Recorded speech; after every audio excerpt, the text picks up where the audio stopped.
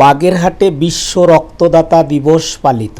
বাগেরহাট থেকে এইচ নান্টুর রিপোর্টে বিস্তারিত। বাগেরহাটে পদযাত্রা ও আলোচনা সভার মধ্য দিয়ে বিশ্ব রক্তদাতা দিবস 2025 পালিত হয়েছে। শনিবার দুপুরে আলোর পথের আয়োজনে স্বাধীনতা উদ্যান থেকে এক র্যালি বের হয়ে শহরের প্রধান সড়ক প্রদক্ষিণ শেষে প্রেস ক্লাব চত্বরে শেষ হয়। পরে প্রেস ক্লাবের অডিটোরিয়ামে এক আলোচনা সভা অনুষ্ঠিত হয়। আলোর পথের সভাপতি শেখ ওয়াহিদুজ্জামান রাজার সভাপতিত্বে অনুষ্ঠিত আলোচনা সভায় প্রধান অতিথি হিসেবে বক্তব্য রাখেন প্রেস ক্লাবের সভাপতি মোহাম্মদ কামরুজ্জামান।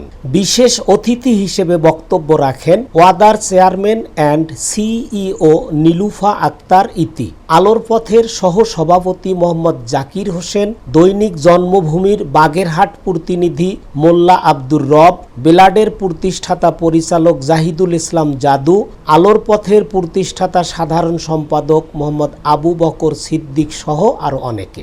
এ সময় বাগেরহাট রেড ক্রিসেন্ট ইউনিটের সদস্য, নার্সিং ইনস্টিটিউট নার্স এছাড়াও বিভিন্ন সংগঠনের সদস্যরা সচেতনতা পদযাত্রায় অংশগ্রহণ করেন।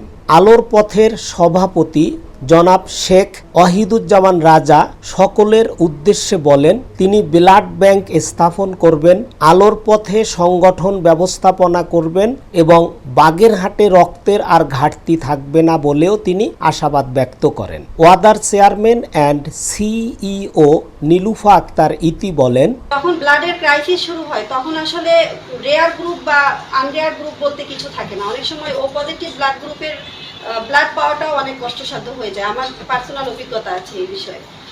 তো সেই জায়গা থেকে আমি আসলে স্যালুট জানাতে চাই, ধন্যবাদ জানাতে চাই আমাদের বক্কর ভাইকে এই আলোর পথের মতো এত সুন্দর, এত মহতী একটা উদ্যোগ গ্রহণ করার জন্য, যার হাত ধরে আসলে হাজার হাজার রক্তদাতার জন্ম হয়েছে বাগেরহাটে।